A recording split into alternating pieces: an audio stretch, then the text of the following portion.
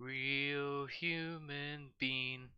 Hello, everybody, and welcome to the next episode, the 66th episode of Thursdays with Moire, Drive Fast, Eat Ass, where we talk about Which three it's movies. okay. Which I do want to clarify something here. What? When I originally pitched this, because Devin and I were like talking about an episode with stories about driving and cars, and we went back and forth. When I pitched this, I called it "Life's a Highway," and that was what it was called in like the request form on the Discord server and everything. And then like you asked me, like, what do you want to call this episode? And as a joke, I threw out "Drive Fast, Eat Ass." Like clearly as a joke. Steven, But Devin, I don't know what went you're and talking made. about. This was the perfect title. I know. I This think was it's. planned from the get-go. Steven, that's you're gonna claim that it was my idea to cover cars for this episode. It was your idea because we were going back and forth. I wanted to talk about The Car from 1977 with I think it's James Brolin, but you were like, "What about Cars?" So yeah, we're stuck watching Disney Pixar's Cars. Yeah, with Lost Oh, Highway and Drive, we get another artistic masterpiece. Steven, I just like to remember things my own way, you know? Oh God, here we go. Uh, Well, With that, hello everybody. I'm your host, Ian Taylor. Joining me tonight is Devin King. I'm leaving that all in, by the way. And our co-host and filmmaker, Stephen Beeson. How are you guys doing tonight? I'm doing well. I'm doing well. Yeah. Aside from the fact I had to watch Disney Pixar's Cars. Yeah, because of spoiler alert Devin. for our thoughts Yeah, on Cars. Sorry. No, but I'm doing well. How about yourself, Devin? Oh, I'm doing just peachy. Can't wait Oh, to good. talk about fucking cars. Yeah, we're going 'Cause it was straight my from idea. David Lynch to Cars. That's how this episode is organized. Well, I just put it in chronological order. I mean, Yeah, that's how we always do it, in fairness. well, Oh, you yeah. know, it's funny because I messaged a friend of mine, and I said, he's been listening to the podcast, and I told him, I said, okay, so this week's episode, we're doing David Lynch's Lost Highway, Disney Pixar's Cars, and Drive. And he said, and I quote, "That's how you go insane." So, Not from David Lynch, but with John what Lasseter better place to and go Cars. insane than on Route 66, which also hey, is it the worked episode. out perfectly. Yeah. Perfect It did work out perfectly. timing. So serendipitous. And oh my God! So Daryl is just writing in chat. We have an old a film professor from our filmmaking program. He apparently directed a movie called The Drive. We're gonna have to look at that at some point. Yeah, not this episode though. Christ. Cars is more Not important. this episode, but Oh yeah. no. Just And there's thank you for there's a sharing that, Daryl. million I genuinely different- had no idea that he made a movie called. Oh no, and The Drive. I mean, never mind. Like I mean, like The Car. I mean, that's kind of a cult classic kind of film. But like, we could have talked about Christine. We could have talked about Titan that just came Oh out. yeah, we totally could have talked about that. It's on Blu-ray at this point. I could have just rented it. Taxi Driver. No, we're doing Cars anyway. But Yeah, you know, gotta shake it up. the fact that you called the original episode "Life Is a Highway." How can we not talk about cars? Well, yeah, we have the country music version of Smash Mouth. Yeah, that was a meme I made where it's like Rascal Flatts is the Smash Mouth of country. Yeah, well. With that being said, shall we jump right in? Devin, could you introduce Lost Highway? Spoilers Yes, for so all Lost three Highway. films. Yeah, spoilers for all three films, no holds barred. So Lost Highway is a 1997 film directed by the infamous David Lynch, who all of us stan pretty hard for. Oh yeah. And this is about anonymous videotapes, presage, a musician's murder, conviction, and a gangster girlfriend leads to a mechanic ashtray. What the fuck? I just read the description on IMDb. That did make sense to me, which is fitting because the movie doesn't make much sense on a first go. When you start to read into it metatextually, I suppose, it makes more sense. And it's really the type of filmmaking I love, where the literal plot isn't the point; it's the emotional truth inherent in the characters. So it starts with this guy, Bill Pullman. He's a jazz musician who plays saxophone very aggressively, which are some of my favorite sequences in the film where he's on stage and he's just like, just ripping on a saxophone with strobe lights and just That you gave me know some Twin Peaks vibes of the guy sniffing the fucking sandwich.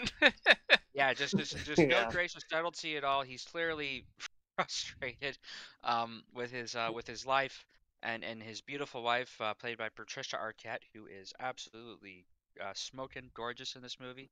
I'm not gonna be abashed about that. She is beautiful, and that also plays well into the narrative because he's very unhappy with his life. He's feels like he isn't satisfying her or himself. He's rather joyless, and he will do anything to escape this reality of his that he's constructed, which very much plays into the narrative of what happens next. Um, yeah, this is just one of those David Lynch movies that I had known about and has been on my list and I just never saw. And man, it was an experience to get into. I Y- also want to note, just rather quickly, this is the second film with Lost in the title that features an aggressive saxophone moment. Because if you guys have seen The Lost Boys, there's, Oh, there's, the there's this half-naked whole sax sax guy. solo. Yeah, Yeah, yeah. just No, so I did watch this. This is a first time watch for me. I thought it was actually pretty straightforward as far as Lynch goes. Um, yeah. As far as Lynch goes, that's the thing. Compared to other yeah, right. directors, it's still out But there. no, I mean, I enjoyed it. I don't know. There's something about it. Like I think I preferred it to Blue Velvet, which is mm, Hmm. pretty high praise. But I don't think this is necessarily his best. I think, and we talked about this with Cronenberg's Crash. And I know I'm kind of contradicting myself here because I loved Crash, but it's almost like Lost Highway is one of those films where it's a transitional film. He's going from this one part of his career that he's very serious about, and he's kind of exploring this theme, and now he's kind of moving away from that, and he's going into this other, kind of territory that he's going to focus the next half of Mhm. his career on. And well, there, it's very fitting that it's Lost Highway then, that it's like a bridge kind of between places. Yeah. Like it he's is, yeah. Hmm. I mean, it's he's definitely between about, point A and point B. Yeah. yeah. No, this is definitely um, very. It feels like a blueprint for what would become Mulholland Drive and what would Yes. Very much become so. a lot of Twin Peaks: The Return, or a lot of what would become Inland Empire. It's definitely got those like Ingmar Bergman persona vibes, you know? Hmm. Oh, absolutely. And it's crazy because I got familiar with Blue Velvet and I got familiar with Inland Empire kind of around the same like time. And I'm like, how did he go from this to this, I wonder? And it's these films in between that I just never saw. And Yeah. I could absolutely see that transition. I did also finally see Mulholland Drive, and man, that was Oh, yeah. an interesting, beautiful movie that we'll have to talk to at some point. But For sure. Oh, Lost definitely. Highway. Lost Highway has a vibe all into itself, though. It's really hard to describe. It's one of those things you just have to It's experience and very watch. surreal. Yeah, Very surreal, and it does work. I mean, Hmm. there's a lot of moments that I don't know. It's a lot of the emotional weight, even when it doesn't make perfect sense. It still feels well earned, Yeah, and exactly. It that's doesn't feel like a incredibly voice shouting difficult to nonsense. pull It feels off. like a consistent voice that you just Yeah, feel the urge to go along with and dance to its tune. exactly. Yeah, you kind of have to meet it on its own terms. Mm. It is kind of like it's still playing into what Lynch was doing in his early work with like this kind of lampooning of 1950s Americana, like sitcom soap opera y stuff. There's this entire bit where Robert Loggia pulls over a guy for tailgating and just beats the shit out of him. And it is oh, so I love over that the scene. top and Yeah, hysterical, but it's at so the same crazy. time, I mean, for all of its kind of like seedy, gritty noir elements and this kind of weird idiosyncratic sense of humor. Like, it's really fucking well done. Mhm. And it is, I mean, I think it accomplishes what it sets out to do. Yeah, I think I'm in full agreement as well. It was more straightforward than I was expecting. I Very think much so, yeah. I don't want to. Yeah. Let's try to recount the plot as best we can. So Mhm. this couple lives in this kind of expensive mansion, Yep. and they start getting these anonymous videotapes left on their front porch, and they Yeah. look at it, and it's like footage of their house that gets more and more Yeah. invasive as they watch and progress, which Fred himself may or may not be creating, or it may or may not be representing his reality that he's trying to Avoid. disassociate from. Yeah. It's There's lots also of great alluding to theories the about it. Yeah. well, it's also alluding to the idea that there's some infidelity on her part. Because Oh yeah. Patricia Arquette, his wife, there's something there that he can't quite satisfy her sexually, and there's actually a sex scene in the beginning that ends with this very humiliating, sort of condescending, like pat on the back, like "Oh, you tried." The most awkward sex scene ever. Oh, That very was awkward. great. Yeah, You know, no. I've mentioned this before where sex drives me crazy if it doesn't serve a narrative purpose, but that like 100% serves a narrative purpose. I think that's kind of what the film is about is I didn't really take any of it literally. It's all just exaggerated forms of the main character's insecurities. Like I was going to mention this when he was playing jazz, but I don't think he was actually that bad. I just think he views himself as being that bad and being embarrassed by the crowd and just ripping into the saxophone, not really knowing what he's doing. Like that's how I Well, and kind of see, I interpreted the movie didn't. for myself. Well, he's playing it well. Like, there's a lot of technical skill with at least the recorded sound of him playing. Like, if you actually watch him playing, I don't know if he actually is playing it. I'm not a I saxophone expert, but don't. I do tend to pick when musicians are actually playing their instruments or not.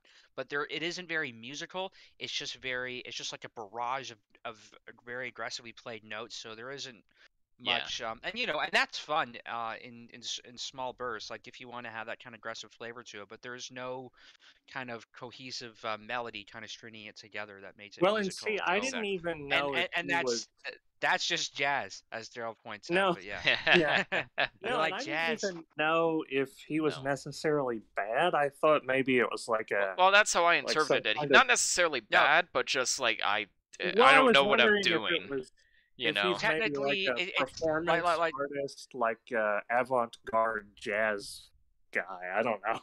oh yeah. it's I it's mean, very it's very surreal, and it kind of fits with the whole film. But there are bands that are really talented but almost play bad on purpose as a joke. Like if you ever see, listen that's to what I Trout, was. if Yeah. you ever listen to Trout Mask Replica, those are excellent musicians purposely trying to sound awful, and Yeah. it's brilliant, and I love it. Are they the guys who did that video with the cowboys screaming? The guy was just like Uh, ah, because those guys are great Wow. too. Like those guys are Rest actually oh in yeah. peace, really headphone talented. users. Oh yeah, what a legend. I'm No, sorry. so It's clearly meant to represent that there is something off in his life, that he is just not happy about where he is, Mhm. and it's right, coming Yeah. and across it so musically. he's having these insecurities. His wife may be cheating on him, and his wife takes him to a party where we're introduced to this mystery man who is played by Robert Blake, who was in Beretta and a host of other things back in his day.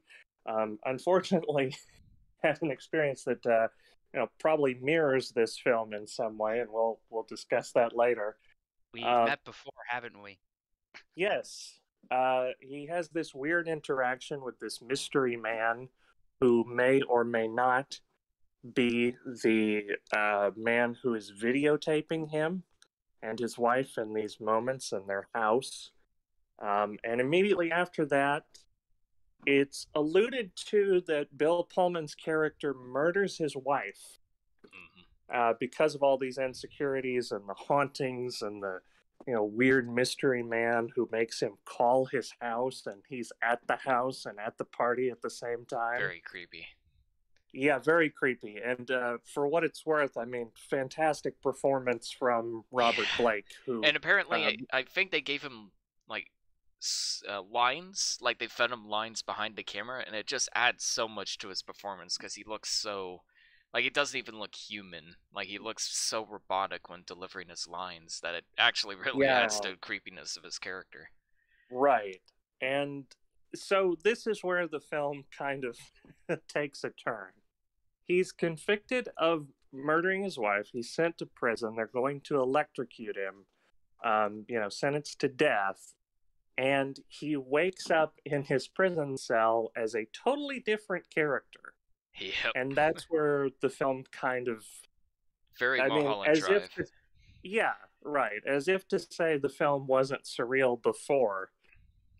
That's really this bizarre shift in, I don't know necessarily tone, but in a way, yeah, it's It's like he's basically so steeped into denial that he basically becomes a different person Yeah, and that's how I tries to give saw it. himself a he's like yeah a, he's a, a fresh start as this character he wishes he was, I guess, like a younger kind of, yeah, who more who is played decent by character. Balthazar Getty, and Yes. he's completely disassociated himself, and yeah, it is very Mulholland Drive. Yeah, the tone But it's just interesting. completely shifts in the second half of the story to kind of reflect what the character's going through. Yeah, no, definitely, and I think, like I said, I think this is a good like groundwork for Mm. what he's going to do later in his career. I feel like this is the proving ground. Like if he And can do this, this is where he gets the courage to be like, okay, I'm going to go do Mulholland Drive now. I think. and that's really interesting because at the time that this was released, you shared the review that Siskel and Ebert did, and they just weren't vibing with it. They're like, I think he's Oh just yeah. being too clever, or they weren't sure that it came together in a cohesive way. Like they didn't get, I would say, what he was going for, I guess, at the time, and maybe it was kind of ill-defined for himself even then. But when you see what he did later with Mulholland Drive, and then you look back, it's a lot more clear Well, okay, what and it's Christopher is also doing. worth noting that this was a real rough period for Lynch. The last film that he had done prior to this was Twin Peaks Fire Walk with Me, which I loved. I think it's one of his best films. Oh, me too. But at the time, it was not met well. The reviews for that film were probably worse than this film. Yeah, a lot of fans were And disappointed also, too. simultaneously, while he was kind of going through like, Twin Peaks Firewalk with Me didn't work out. I don't know if Wild at Heart really worked out. I loved it when I saw it, but I don't know the reaction at the time. So he's kind of like he's navigating a few failures, and on top of this, there are people that are taking his work and kind of making it their own in a way. You look at like Oliver Stone had a series on at the time called Wild Palms, which is Twin Peaks, right? Yeah. And and It's totally not with Twin Peaks. What are you talking about? No. No, come No, on. yeah. That's like saying Deadly Premonition is like Twin Peaks. Come on. Oh no, of course not. I mean, so yeah, they're kind of ripping off his stuff. I mean, Oliver Stone even uh, took the script that Tarantino had done for Natural Born Killers and essentially rewrote it from the ground up to be more surreal, to be more Lynchian. And so what Lynch had saw was like the things I'm doing are failing, and people are taking my ideas and they're getting praise for stuff that I've already been doing. And so this film is like, it's not only, he's not just proving it to himself, like, he's trying to say, like, I've been doing this. This is what I'm going to do. And that's a really, like, it's a really weird kind of statement to try and make with a piece of art, but I have to admire, if nothing else, just the audacity of trying to like put this vision into a film in the 1990s and just being so like believing in it that much, and for it to mean that much to you. This was also right around the time of the O.J. Simpson trial, Mm-hmm. and so he's clearly pulling from Yeah. that sort of mystery around could a man murder his own wife? Yeah, over cheating, getting Yeah, cheated on. exactly. Yeah. And if you ask Lynch himself what this movie means, he'll probably deny any of those interpretations, and he'll kind of make you kind of dig to find this yourself. So this is all kind of other people's way of looking at it, but it kind of makes sense and it adds up. And Lynch is Sure. always very intentionally cryptic in the meaning of his films, and if you ask him what it's about, he just won't explain to you. He'll Elaborate explain on the that. plot, Yeah, and that's it. yeah, but and I think that's great because it allows us to kind of really explore what the meaning of Oh this yeah, is, and you look at I wouldn't other want any other things way. happening at the time, and I think that's the best way to engage in any kind of artist, to find your own kind of interpretation, find your own level of engaging with it, and I'd agree with he that. challenges us to do that. Yep. Yeah, but no, I mean, even for like the surrealist sort of elements, there is a lot of technical elements that are just fantastic. It's The beautifully shot. Like the oh, lighting in beautiful. certain scenes, like when he's out in the highway and it's pitch dark everywhere except for in the headlights. Like that's what going out in the middle of the night actually looks like. Like so many movies you see, like outside it just looks perfectly fine. The outdoors are perfectly lit. You can see exactly where you're going, but that's not what driving out in the middle of nowhere is like in the middle of the Yeah, night. It's pitch right. black. You, It's you have to very admire the scary. very you have to admire the very poignant and minimal use of like lighting, and like you're saying, like Mm, it's the a best lot part of of the I movie. was watching some other movies where they'll shoot like day for night to try to get some brighter exposure, but you Yeah. can tell that it's daytime. They just darkened it in camera, or they add these like giant Fresnel lamps to imitate like blue moonlight, but you can tell that that's just like a lamp on a fucking crane, Yeah, just exactly. out of frame. Where Looks so this fake. Yeah. feels a lot more naturalistic. Like, yeah, there are definitely studio lights being used in places, but they look just so naturalistic for in the style of what this film is going for. There's Mm. And also like that film Samurai Cop where they didn't have the budget for any lighting, so they just They filmed just everything during the day. yeah, oh yeah, great example. They had the same budget of Lost Highway, right? Totally. Yeah, exactly. Right. But it also has a great score. Trent Reznor did the music for this movie. I didn't know that going Yeah, in, but really?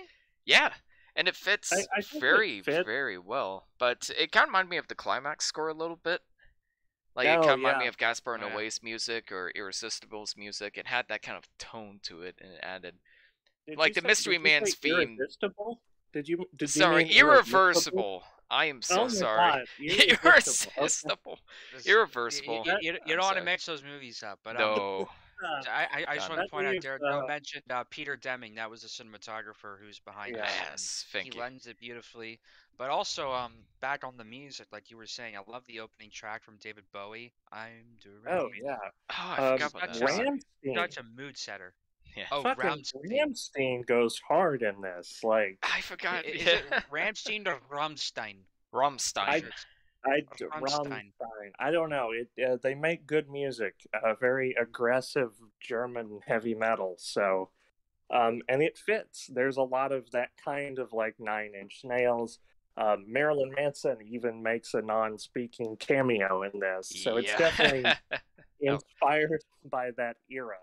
yeah. In It's a way. just I just entertaining picturing like You this lost. 50-year-old man going like, I want Rammstein in my movie. I You want lost, Trent bitch. Reznor. It's like Stanley Kubrick who was like, I want this metal band to play in my movie about AI intelligence. This 60-year-old man is Yeah. just like, I'm vibing with this music, man. No, I like it when people of like the older generation will listen to new stuff and find their Oh own yeah. voice in it and find their own thing. Like I hope that I'm that when I'm at that age. I don't want to be nostalgic about the time period I grew up in. I don't I think want you to will. just whatever was good music from my time growing up and whatever is good music being made currently. I want to be open and listening to all of it and finding new Well, ways to express emotions. Lynch himself even talked about at one point directing a music video for Kanye. which is He the likes same. That Kanye would have West. been Like, unironically likes insane. Kanye West, apparently. Like, he Yeah, mentioned it before, I think on his, like, his weather channel. He was like, if you listen to Kanye West's Blood on amazing the new Leaves. album lately. Yeah. Ah, and and Blood on the Leaves. That's a great sample from Billie Holiday's song, which is Yeah. "Strange Fruit." Such a beautiful song. He always has great Um, choices in music and sound. Like, the sound is I really remember creepy. seeing I remember seeing a Q&A and he just offhandedly mentioned cigarettes after sex. I'm like, holy shit, he knows who they are. Yeah. He Well, literally actually, me. Yeah. if you see Twin Peaks: The Return, this isn't really a spoiler, but in the third season, that return, every episode ends with a concert performance, Yeah. and Oh, It's it's basically a music video. really, yeah, no, it's really incredible to see his taste. I think episode 8 even has like 10 minutes of just Nine Inch Nails jamming, and it's really, yeah, it is incredible You can tell he has a love and passion for music. Like, that's a part of almost all yeah. of his movies. Like, Blue Velvet has the singer. Mulholland Drive Mulholland Drive with includes like the actresses doing the musical number. Uh, she's the the Club one. Excellent Silencio. choice. Yeah, and Yeah. Lost Highway, he plays the saxophone. Twin Peaks makes a lot of references to music and listening to records when they're sitting down eating, and the waitress will just do a really weird dance to creepy music.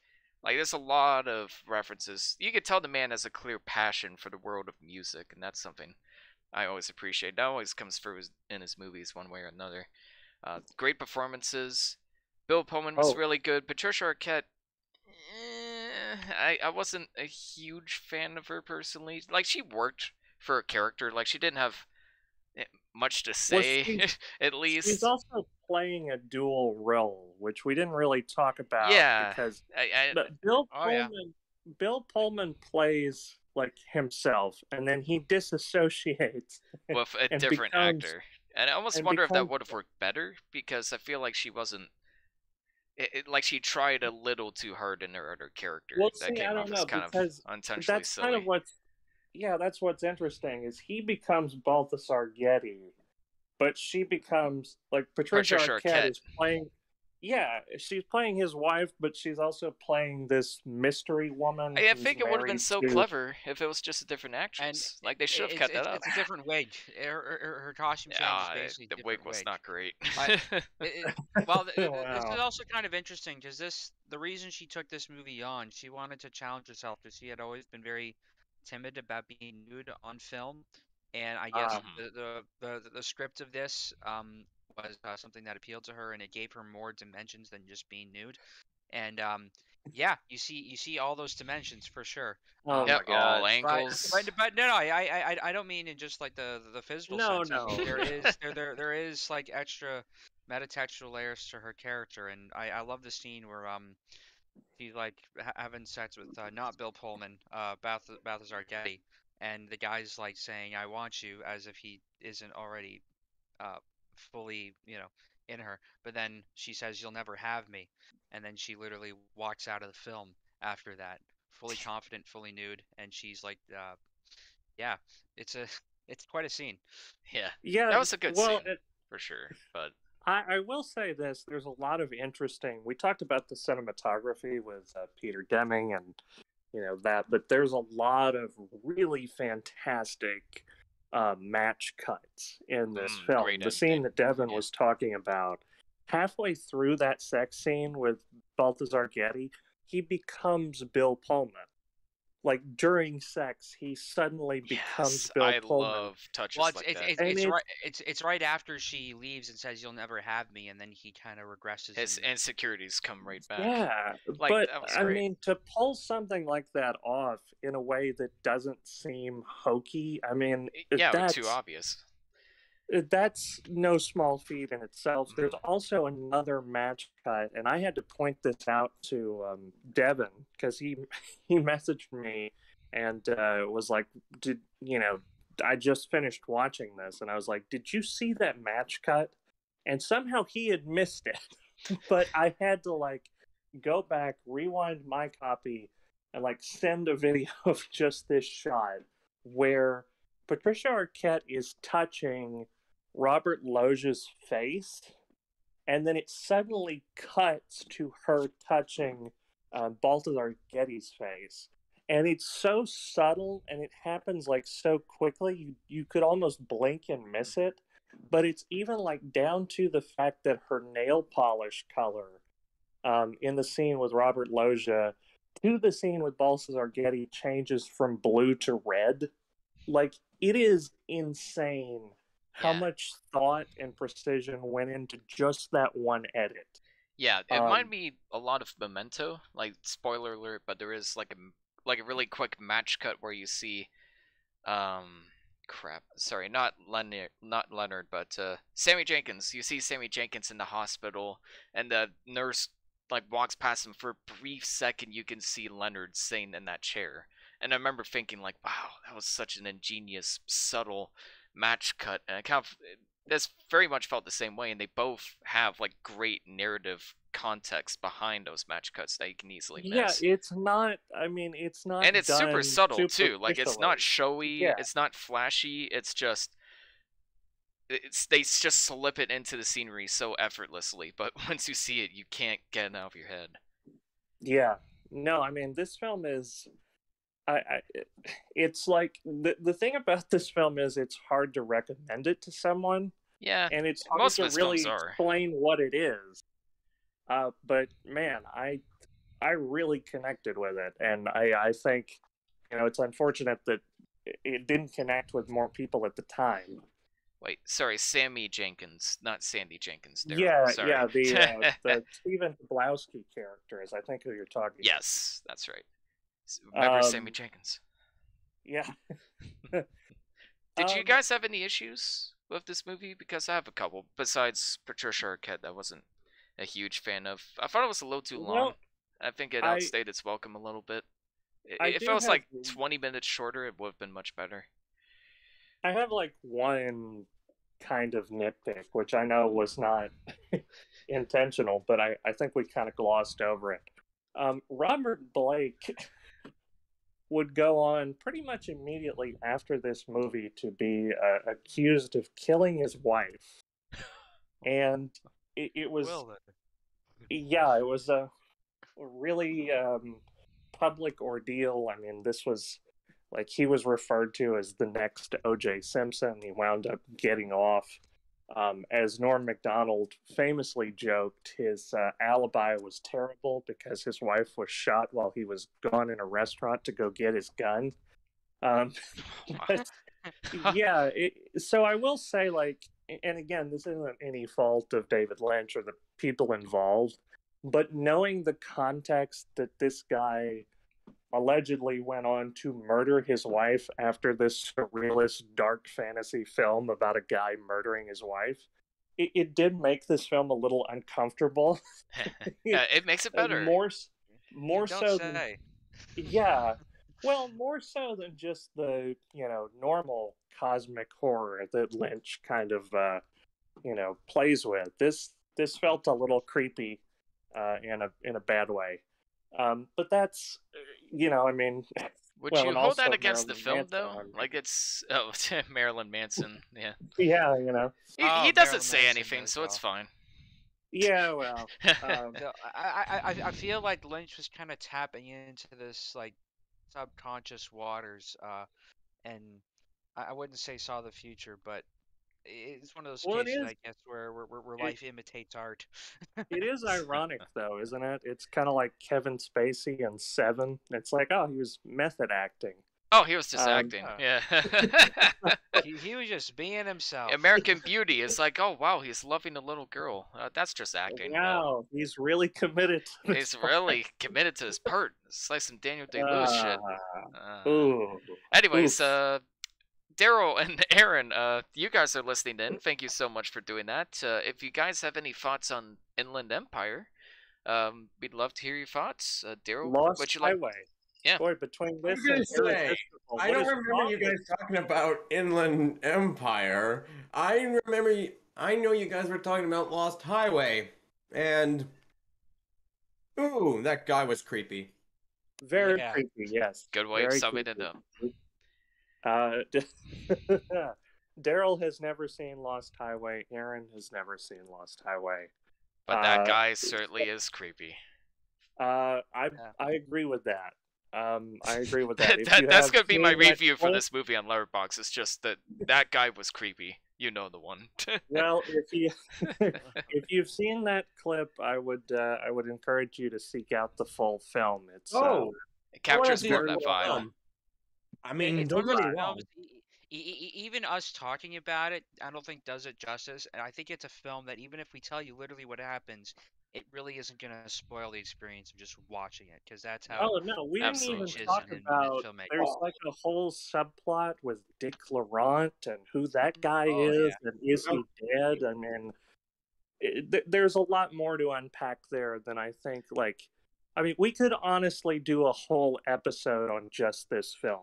It's one of those. That applies for any Yeah. David Lynch film. It's like we could do a whole Yeah. episode on Eraserhead. We could do a whole episode on Twin Peaks Fire Walk with Me. There's just in his best works, there's just so much to unpack. I'm not a big fan of all of his movies. Sometimes I think his head is just a little too far up his ass and not in the charming way. Ooh, But when he does succeed with his films, like his voice, even if you don't fully understand what his voice is going for, it's just something you can't help but listen along to and go along for the But ride. I even love his little indie projects like Dumbland, which was like literally a Flash animation he made in like the I early still need to see that. 2000s, and it's something. I think it's clearly him like riffing off of a lot of the really dumb animations that were coming out at the time, and it's just really odd to look back and see it, because it totally looks like It basically is a Flash animation.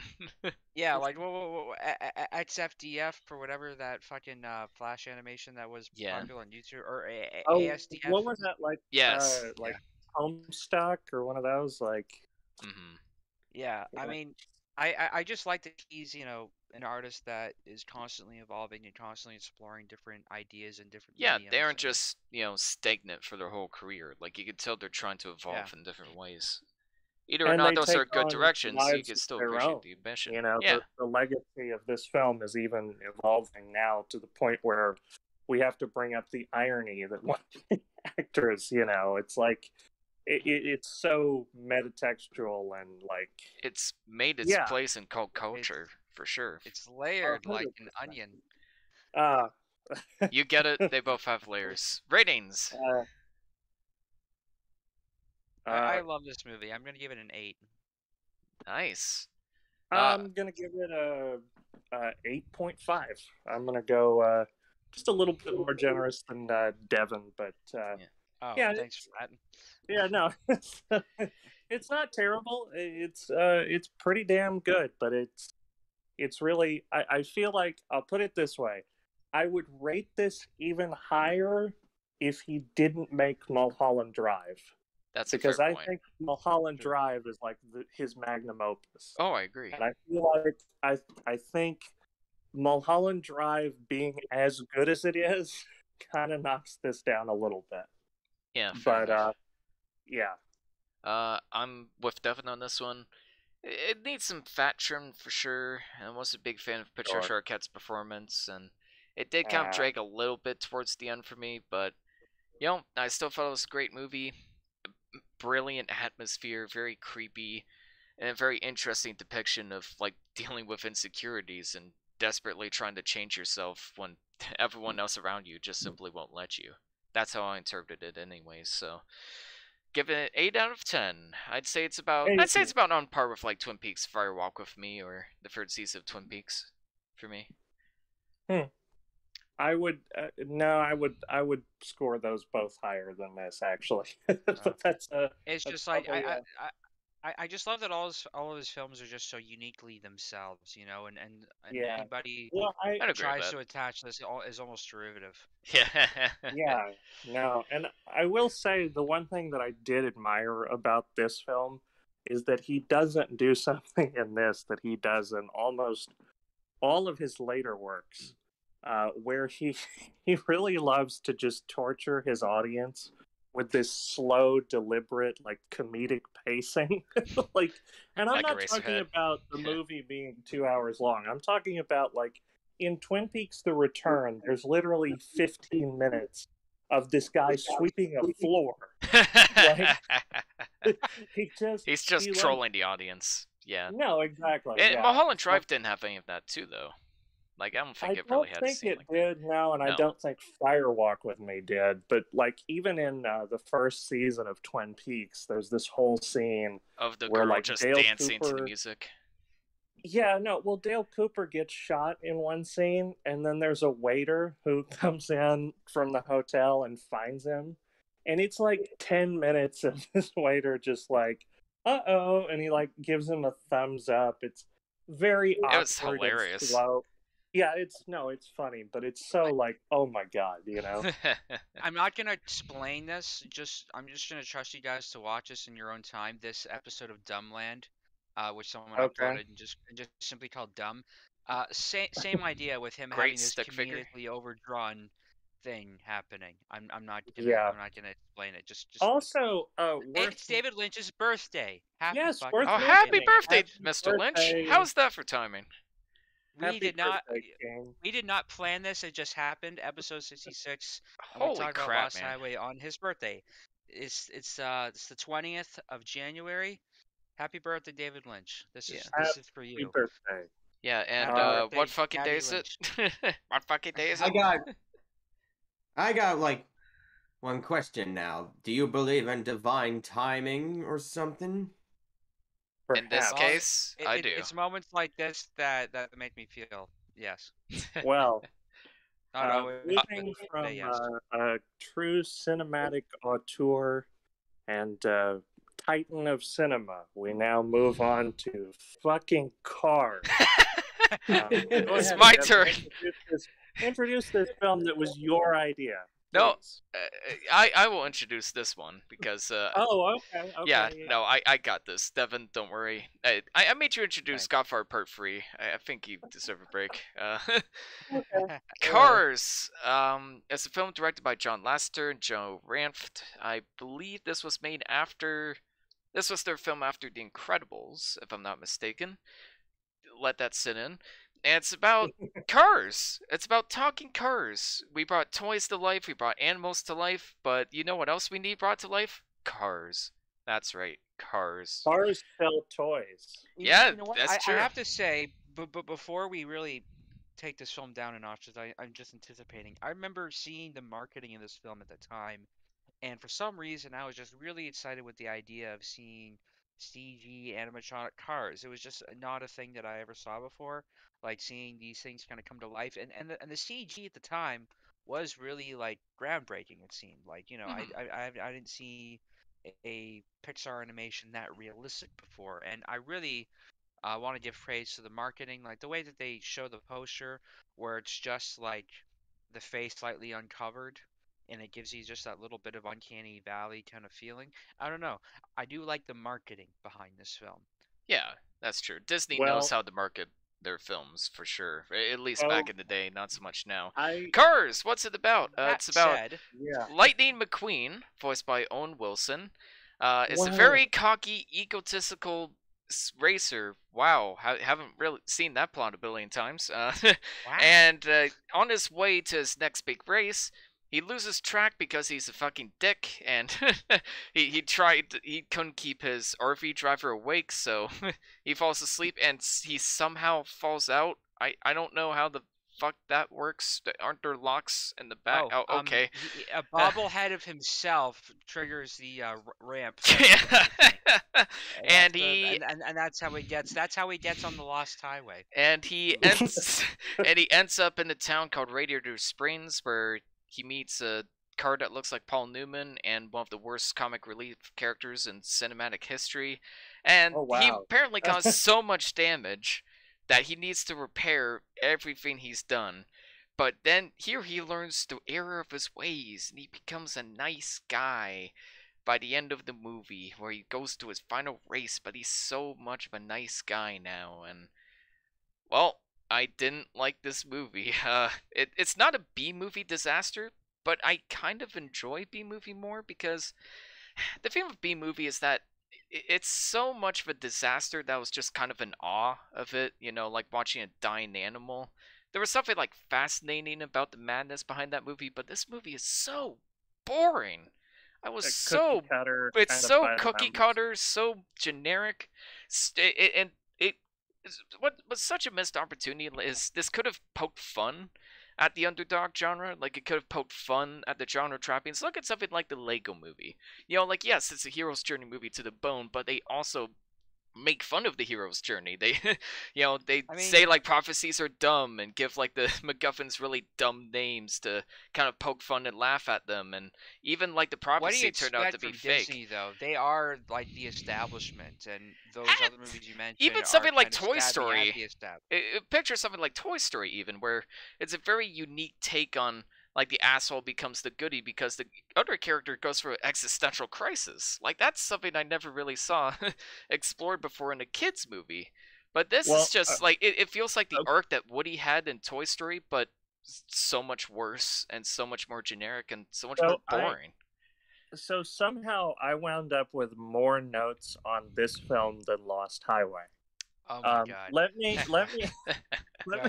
let me explain something here before I get into my thoughts on revisiting this film. Because 2006, I would have been 11 years old, and I went to see this in theaters. My parents Oh no. paid money for me to see this.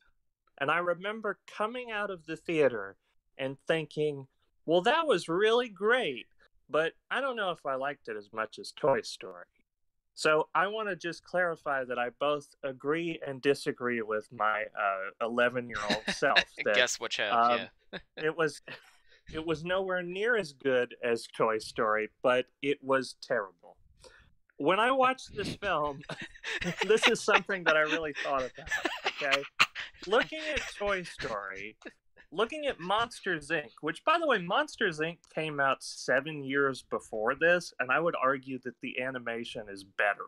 Ah, Um, yeah, no, it is because, and I mean, part of that is because, like, the animation in Monsters Inc., like, they're actually animating each individual fur, like, there's more ambition behind it, I'll give you that. It was still sure. pioneering technology. If you look at the old school Monsters Inc. and you look at some of the fur renders Disney can do now, it's gone leaps and bounds. Like it was absolutely a technical feat for them to do it at the time, but it Yeah. definitely becomes dated after a while. Well, I will say so technically the CG in this is still pretty good, although some textures look a little flat.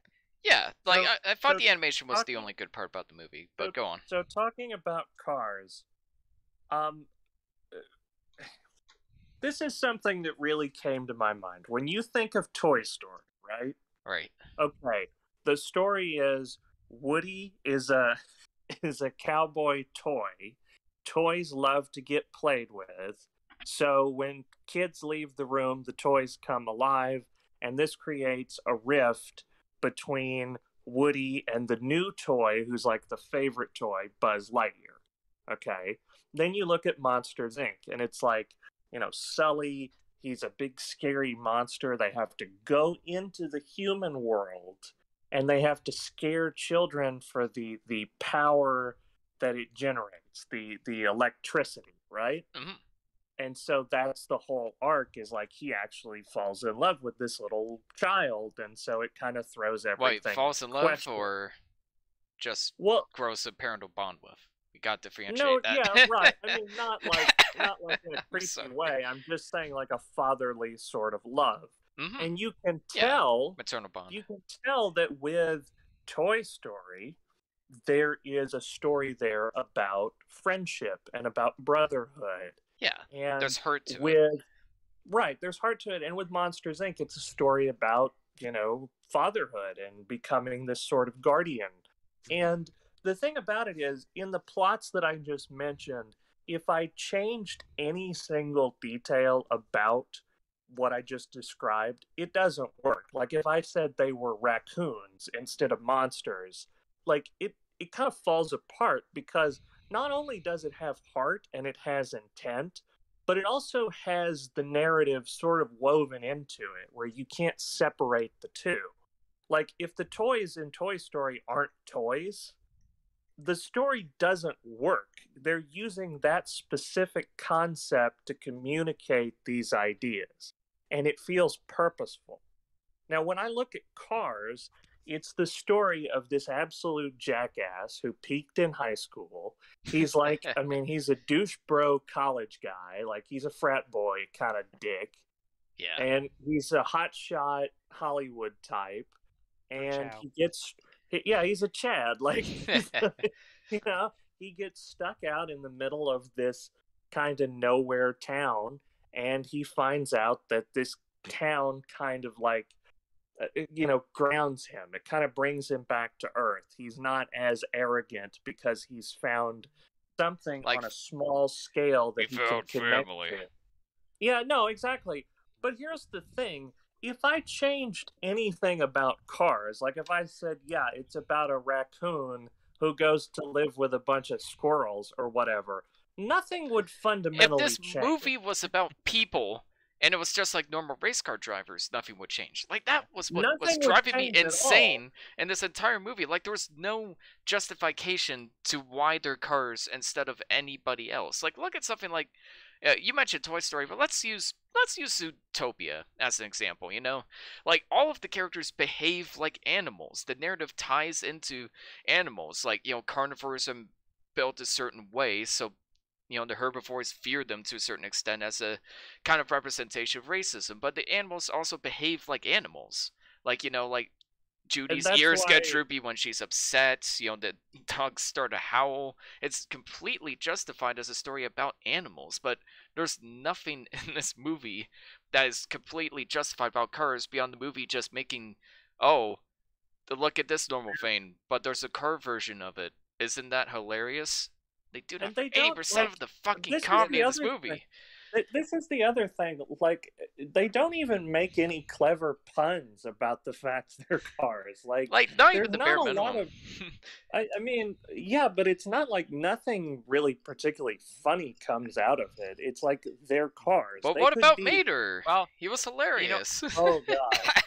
You know, I remember really liking this movie when I was younger, but there was a term that I used in the marketing is that it kind of has this uncanny valley feeling, which only expands when you watch this film because you see all these landmarks that we're familiar with in our world, like there's these agricultural fields and these buildings, but if you have a world filled with cars, how were they made and how are they not built like around their Yeah. thing? Like the fundamental logic of this world builds makes no goddamn sense. And this is what is so fascinating and terrifying about the world of cars. And people have tried to draw like anatomy diagrams of these things.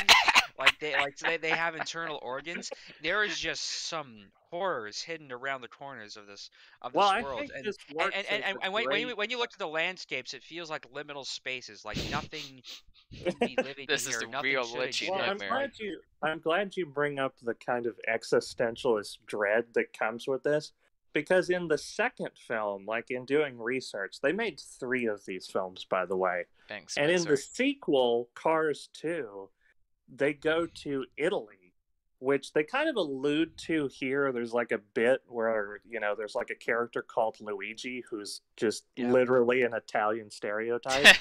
And he loves Ferrari. He loves He the loves Ferrari. the But I think that's why those characters were there. Like, they and learned. Yeah. that's fine. But in the sequel, they go to Italy and Yeah, they see It's the just Pope. Italy. They see, well, no, but they see a car wearing a Pope hat riding in the Pope mobile, which raises the question. Is he How- using a slave is to he- ride him around? Yeah, no. And, I mean, there's maybe some like deeper, you know, like class warfare analysis there. But also at the same time, if you think about this, the existence of a Pope car implies that there was a car Jesus, because the Pope hat has a cross on it. How did they crucify It makes Pope no car sense. Jesus? Again, it's just the humor of, oh, look at this normal figure in history, but they're Well, a no, car now. And I lol. know, I Isn't that understand, like, hilarious? this movie was not made for us, and I Oh, know it's kind here's of, the like, thing. Like, so redundant. many people will It, complain it about was us. made Yeah. for us at the time, but now we're adults and now we have questions. Exactly. And Well, here's my thing. Like, also- people will complain about us being like, "Oh, what'd you expect from a 2006 like Disney movie?" Well, several years ago, Monsters Inc. did this kind of world building better. So Pixar already did this better. That's my excuse. Also, the character Sarge, he's a World War II Jeep. Does that mean there was a Cars World War? Is there a Cars Hitler? Are there car Nazis? Are there car? Was there a car Holocaust? Wow. There's also the hippie van. There's also the this hippie brings van up who gets this- high on organic fuel. What the fuck was that? Well, this brings This is a up kids movie. a depressing situation involving the trains, but it's like Oh, I have something about that. That scene pissed me off to no end. Like when again, somehow this truck he's in doesn't have any locks, and the bobblehead, the lock is so easy to open that I don't know if you've ever been in a trailer, but when you lock the trailer, you have to do it either physically or you hold a button. You don't just press a button for 2 seconds and it just automatically opens up. And on top of that, like he's trying to find out where he's going, and there's this train coming, and the train tries to race him? Why? Why is the train trying to race him? You should just slow down and let him go. Or just go at your normal speed. That's a real thing with trains, though, Ian, is that trains, it's so much for them to stop because of the momentum that they build. Well, don't stop, and- just go at and- your normal and- speed, but he goes faster. Like, that's the implication I get. The train doesn't change speed. This is a real world thing, Ian. That maybe you No, they don't change speed, they don't slow down, but real. the implication in the movie is that he's going faster. Like, you see this guy is like, oh, I gotta outrun him. I gotta beat him first. I'm like, why? The train clearly has a worried expression on his face, and he's honking at him to stop because the train realistically can't stop in time and lose its momentum. That's just a real world thing. Okay, that's fair. I'm sorry. Maybe I was just so tuned out of this movie that I just. You were. Doesn't the Sarge car refer to someone as a commie at some point? Yeah. He calls the other car a hippie. I'm pretty sure. No, I thought he said commie, which I mean, because he's like a it's World not just War me, II Devin. I always hear Cars communism. What is like? Yeah, this world makes no sense. That sounds like some commie gobbledygook or something. I mean, there's so many questions about this that are so uncomfortable to think about now. Well, I could have forgiven all of that if the movie was just funny or entertaining. But like I said, it's just so dull and so by the numbers. Do you know what my favorite part in this whole movie is? I love when it ended. The very quiet, like 30 seconds where you're in Radiator Springs before Lightning McQueen comes storming in with all his problems, and you just kind of see this dead town, and you're just kind of existing in this space. It's very like uncanny, kind of surreal, but a little tranquil. I don't know. I really liked those 30 seconds in the movie for some reason. I will. There's some nice The animation. hippie's looking at the light saying, "I'm telling you, man, every third blink is slower." And then the sergeant just looks at him. The 60s weren't good to you, were they? Yeah, apparently the 60s happened in this movie. What did they mean by that? Yeah, and again, it's just here are normal people, but they're cars, and that's the joke. That's most of the humor in this, and Mater just being annoying. And I fucking hate Mater in this movie. His voice is so annoying. He's not funny. He ruins the dramatic tension of a lot of scenes. He looks like shit. He looks like the worst Uncanny Valley character in the movie, and I will stand by that. I would also argue that Mater is a worse Disney sidekick than Olaf in Frozen. I 100% agree with that. Olaf can at least sing. Olaf can sing. Olaf at least wasn't cringe. He wasn't cringe like comic relief. They actually showed us some restraint in terms of his character. This was definitely peak obnoxious comic relief kind of character. and I can't look at his face without cringing because of that one video I shared that I'm not going to Oh explain. God! Um, Someone, I guess, illegally, without Disney's consent, made a Mater sex toy, which, oh boy, which is not a sentence that I ever wanted to say. how do you know? How do you know it wasn't licensed? How do you know? Yeah, It so wasn't every time he licensed? gives you a Oh, blowjob, he God. just says "dang gum." No, You're He's so done. yeah, You're there you done. go. Damn Oh, it. That's Thank you. just his character, and he has so much screen time. Like in the sequel, he's the main character. Who wants a movie about Mater? Why do I fuck? At least with Lightning McQueen, as dumb and as tropey as his character arc is, at least it's an arc. At least he goes through something. At least he goes for a change. But Well, they Cars 2 kind Mater of- is just being Mater. Like, what the I don't want to see a movie about Mater. What the fuck is this shit? The Mater well, they Bader. kind of like they kind of. I know Devin talked about the architecture, and they kind of do like they kind of allude to it. Like there's like a scene where the girl car. I don't even remember her name, but like she has a tramp stamp. Like that's a literal joke in this movie. Yes. Hey, oh, Yes. did you But- enjoy their slow-mo sexy car ride together? Yeah, no, they have that too. But there's also this whole thing where she's like giving him this like come hither thing, and she's like, "You could stay at my hotel if you want to," and he makes the joke like, "Oh, they're hotels for cars that are traffic cones, but cars usually avoid traffic cones, so we're." Yeah, Like, that's a what is red the fuck? flag. So, Figured that all out of your own, did you? Yeah. No, but it's like, what in the fuck does it like? No, it's like That's Shrek. also- It's just trying to be like Shrek, where it's like, okay, we're gonna make some adult jokes that the kids don't understand, but we adults do. No, but I'm That's all it looking at is. this purely from an architectural standpoint. How do they look? How do they? You're just build- really obsessed with the world building in this film, aren't you? No, I mean, no, I'm obsessed with it because they made this movie and they don't have any explanation for any of this Yeah, shit. and And it- I unironically watched this as a child. And now I'm realizing, like, this was total bullshit. I don't even know the kids should watch this. You know what? I the felt even implications that unsettled this back in the has- day. I just couldn't piece together what seemed so off about this because it did start that kind of line of questioning. Like I was watching this and I'm like, I was mostly accepting kind of what was going on, but I'm like, but where are the people? How does this work? Like those things even occurred to If me as a there's kid. but no I just didn't people, have why the- do the cars have door handles? Why do they have seats? They have seats in the audience. Why do they have seats? Why? It's not with all that sitting they're doing as cars. You know, it Do just cars- all feels like very Well, slapped okay, together. Why It's do all they like, have don't worry about it. agriculture? Who's eating it? Who's How do they growing eat? it? Well, they make it. They make a statement about that, like the cars go to a gas bar, but then they have tractors that are basically cows. And so I'm wondering, like, do these tractors? Do you like milk a tractor?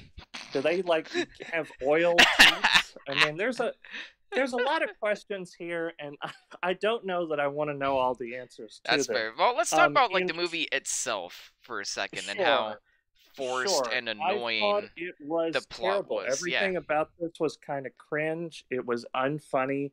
It really doesn't have a reason to be Cars. It could be literally anything. It's It's not just really another smart. shitty underdog racing story, just disguised as Well, an it's animated not- movie. It's not even really funny, and I disagree. I think the animation is kind of ugly in a lot of I places. don't know if I agree with think that. it is. I think for the time it aged, there were some shots that looked cool. Like the first person view shots I thought in particular at the beginning and near the end of the movie. Like I thought those were like well done. Like if I saw Well- that as a kid at the time, I think that would be pretty cool. But here's the thing. I can't forgive it because it's Pixar. Like I expect good animation from Pixar, and like the best kind of animation you get at will the time. say, But like, I also I expect will- a story. No, I will say, I mean, there's like that opening first minute or so where they're kind of talking about the race, and it's like, I am speed. You know, he's like hyping himself up. Yeah, that was and really they're cool. like blinking in and out.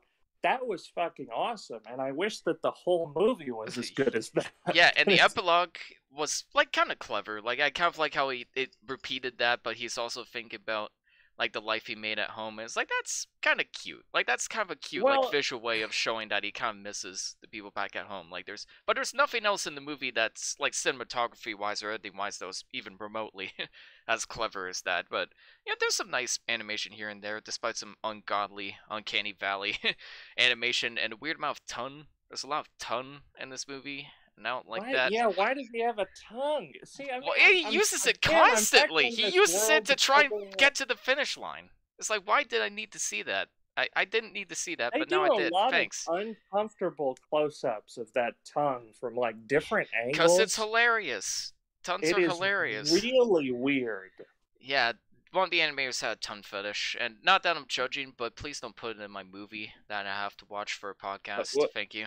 Please, not in a movie about cars. Please for not in a movie children. for children. Thank you. Yeah, But talk about things I liked. Like, I think the voice cast kind of saved the movie for me. Like, Mater is annoying, and Larry the Cable Guy is not funny, but I thought the rest of the voice cast did a pretty good job, despite having some pretty bad material. Like, they fit their characters. Like, let's just put it that way. Like, they fit. 100%. Owen Wilson, I mean, like, he's not fantastic, but he's got like a lot of compared to Jerry Seinfeld, who was so bland and uncharismatic and a terrible voice actor.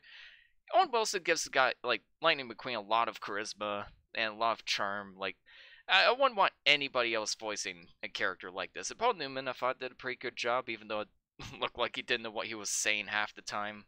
Like the voice actors are giving their all; they just have nothing to fucking work with. But Well, I I can mean- appreciate them trying, you know, especially compared to some of the other Trek we've watched. yeah, well, I mean, it's also worth noting that Paul Newman passed away, I think, 2 years after this, This so he was his may have last been movie. like on a decline. I don't know. Yeah. You He, know, he and gives it his all. I'll give it that. he really does, and for what it's worth, I thought his character was kind of interesting. I thought, you know, the idea that he was kind of lightning before lightning. But that's I mean, such that's, a tired trope, though. Too, though. It's just Yeah, the idea I of like mean, the I tired. know, It's like but- I hanged up the saddle years ago, and I don't even want to think about that. I had a terrible accident that I just couldn't go well, back to. I mean, I know, but But there he is. cared about the character. Like he tried to make it work. Well, and I mean, there's something about the casting that feels like it does feel purposeful. Like it feels like there was more thought put into the casting than and just actually about writing anything else. it. Yeah, no, because I mean, Paul Newman totally makes sense as an older kind of race car out on his way Yeah. out. And I thought the you know, love interest was pretty good. Like I forget who Well, voiced her, but she did a pretty good job. Cheech Marin as like the Impala was pretty cool. I love John George Ratzenberger, Carlin. like he was actually pretty. He's a good like kind of bit voice actor for Cars. And the one time I laughed in the entire movie was in like the after credits where they were watching like Cars versions of different Pixar movies, and John Oh, yeah. Ratzenberger is like, "Wow, what a great actor! What a great actor!" But after a while, I was like, "Ah, he's just phoning it in at this point." It's like that was kind of cute. That was kind of Well, funny. it's also funny because he's like, Yeah, man, 'cause he I bet voices those that characters, guy's yeah. super handsome, or Yeah. something. I don't know. I always enjoyed stuff like that. George Bonnie Hunts. Carlin, Bonnie Hunts George was Carlin. Sally. loved him. I thought he was perfect. He doesn't really get to say much, but I'm such a fan of him that I love. Yeah, Fillmore. Yeah. He's like perfect as this hippie bus, who's ranting about the government and all Michael kinds of- Keaton's pretty funny. Oh, that was George Carlin, was it? Holy Yep. shit. Yeah, it was George I- Carlin. Yeah, I didn't even realize that. I love that. That's great. yeah. Too bad they this had nothing movie's to a work 10 with. out of 10 just because George Yeah. Carlin is in it. Yeah, him exactly. and Michael Keaton are in the movie, so 10 out of 10. Michael Wow. Keaton's in this. He voiced, let me see, Chick Hicks. I think he was the bad guy, if I'm not mistaken. The Kachinga! Wait. Fucking douchebag. For real? I think Wow, so. Okay. I Yeah, think that he was his was. name. Correct me if I'm wrong in the chat if you guys really care about Cars for some reason. No, he was Chick Hicks. Wow. No, and that was actually funny because I was when I was writing my Letterboxd review, I was gonna put something in there like about how that Bazinga is like about as funny as Ka-chow, and like what a lame catchphrase that is. And Yeah, then I realized the film itself makes that joke because there's a guy who says Kachinga, and it's like, how do you even mock this? This film is one step ahead, you know? It's so self-aware. It's poetic cinema. Yeah, Oh, it's yeah. It's perfection. a product of what it aims to satirize. Yeah, it's like Matrix Resurrections. Exactly. Yeah, no, exactly, yeah. This movie is I so don't ahead of know. its I mean, time. I don't want to just completely shit on this movie. Well, I what think were it's things you probably liked about it? well. I liked the voice cast. I thought that there was some neat little Easter eggs. The fact that the Pizza Planet truck, and they talk about Yeah, Dynaco, That's in every which is Pixar like movie, though. the gas station from Toy Story. Like there's some you know there's some like good in it. It's just it's not it's certainly not up to the quality of their other stuff, and I No. feel like this is a rare misfire. It's inoffensive to the point of being offensive. That Ian, is I have a question for you. perfectly So, what it is. yeah. Go ahead. Steven mentioned how he loved this film, or he really liked this film when it first came out, but it wasn't as good as Toy Story. Did you have any like positive opinions of this when you first saw it as a kid, or did you first see it as a kid? Yeah, I just kind of forgot it. Like, this was just Uh, kind of a memory I blotted out because the same year I watched Wallace and Gromit, The Curse of the Rare Rabbit, and I'm gonna let you Okay. guess which film stuck in my head a lot more. Wallace and Yeah, Gromit, no, baby. I, I, yeah, no, I can imagine that completely overriding this. This is one of the movies that I watched, and I liked it fine when it came out. And then I had two younger siblings that really liked it, and this ended up just being like a staple in the DVD player in the car on car trips. So it's one of those movies I just couldn't get away from for many years. You know what I It's mean? Yeah. just chasing you down the highway, the Oh lost God, way. it's a movie that haunts me in my dreams. We That's need we need a Cars mystery man. Maybe that would make this better. Yeah, there you go. Played by the same actor, released What's from your prison. fucking name? Oh boy, yeah. Ratings We've for had before, Cars. haven't we? Ratings. 4/10.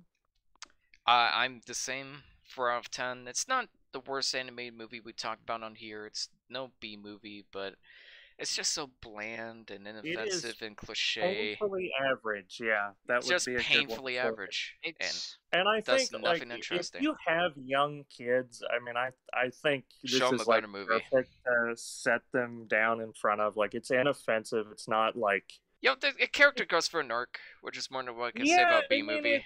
maybe there is some like lesson to be learned from this. I don't know, man. It's That arc You has know, just like, been done better, I have even a with Pixar. 5-year-old nephew right now who I had to log into my sister-in-law's Disney Plus account just to watch this movie. And he had been watching it a ton. I So did what the do same thing. I did the same thing. Yeah. I asked my brother, it's like, can I borrow your Disney Plus account? Were you watching Cars?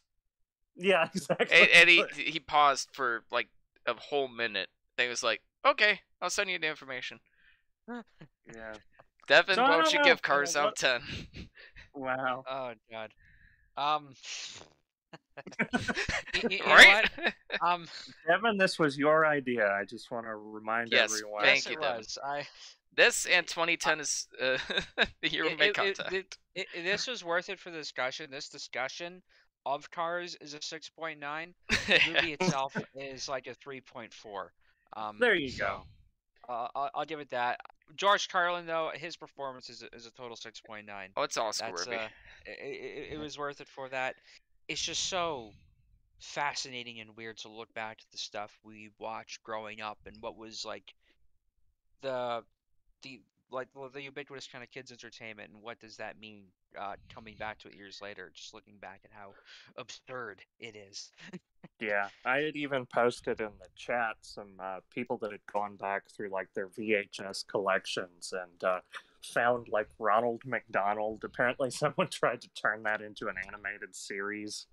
And Yes. it's just weird to look back at like the stuff that we grew up on, often with like fond memories, and then revisit them and be like, "What the fuck?" You know? What was I thinking? Yeah. Well, Yeah. this is the fascinating thing about that video that you shared. I watched the whole damn thing talking about this supposed lost like Ronald McDonald episode that goes for Yeah, ridiculous amounts of right. money, but also the fact that Cars was the last VHS um like Released by press. Disney. Yeah. There was the last VHS released by Disney, and trying to get a copy of it on VHS is something you really have to dig for and spend a pretty penny on. Near Um, impossible. Yeah. Yeah. Which is funny which because I For remember getting Cars. the VHS for Lilo and Stitch as like a Christmas present. Like, oh yeah, which is funny to think about. But and Another much better animated movie. the only VHS that I really wish I had was Episode 3 of Star Wars, because I now, remember that really bugging me growing up that I had Episode 1 on VHS and I had Episode 2 on VHS, but I could only find Episode 3 on DVD. Um, what? it's just Okay, the so just briefly before we get into Drive, I will tell this one funny story. Speaking about Star Wars, a friend of mine found out within the last couple of years that I had not seen all of the Star Wars movies. And he gave me, like, loaned me a box set that he had bought that was like a collector's edition. And it was episodes 4, 5, 6, 1, 2, and 3. And so I watched them in release order. I watched the original trilogy, and then I cracked open the prequels. And this is like a nice box set. There's like making of documentaries and stuff on it that was really nice. fascinating. nice. But then I got to the prequels, and the Phantom Menace was missing. And so I Oh, no. called my buddy, and I was like, "Hey, I just got to, the prequels." And I was like, "I wanted to tell you, you're missing episode 1, but I didn't steal it. Like, I opened it, and it was like this." And he was like, "Oh, no, that's fine. Like, just thanks for letting me know." And I was like, "Yeah, if I was going to steal a disc from you, it wouldn't be episode 1. Yeah. I'm not going to take Yeah. Jar Jar No, Binks." I thought what was gonna happen was he was gonna say, "Oh, don't worry, I saved you from the worst of the prequel trilogy." I was gonna say Wow. that why is Attack of the That Clones was- in there? that was probably that would probably be for the best. Meanwhile, I have a collector's edition of Phantom Menace on VHS that I found secondhand, and I spent like $5 on it. And the reason is that it included a film strip from the movie. That's And pretty Oh, very yeah. nice. I remember and getting it was yeah. worth it. It was worth it just for that. And I did. Then Episode 1 was the first one I ever saw, and I did unironically enjoy it, and I still do. Although with a lot of caveats. It's I enjoy it, you know, Yeah. but yeah. Attack of the Clones was another film I went to see in theaters. Oh no. Oh yes, Oh, I don't like sand. man. It's coarse and rough. That movie is so Um, boring. I Like the I other will ones say are Attack funny, the but Clones so is boring. visually better because it feel they feel Well, more like I don't know if I paintings agree than. with that. But Well, before we Episode get 1 too very far busy off on looking this, sets. Anyway, but before we get too far off on this, let's talk about Drive, 2011, directed by Nicholas Winding Refn. This film is a crime drama thriller.